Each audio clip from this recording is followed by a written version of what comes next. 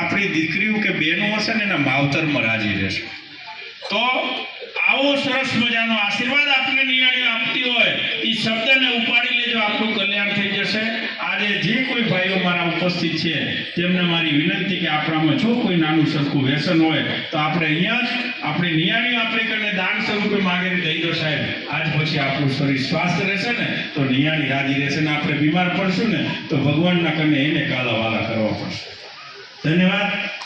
આપણને અહીંયા આટલી સરસ મજાની વ્યવસ્થા જે માધ્યમથી પૂરી થઈ રહી છે એમાં ક્યાંક ને ક્યાંક કોઈક યુવાનોએ પોતાનું શ્રમદાન કર્યું છે. હાલની દશો તો બધાએ કાઢે, માલની કાઢે, પણ હાલની દશો કાઢી છે એવા હું જેમના નામ બોલું એમને માત્ર આપણે આશીર્વાદ આપવાના છે. એ ભાઈઓ કામે હશે એટલે ભલે કામ કરતા દાદા સાંભળે છે.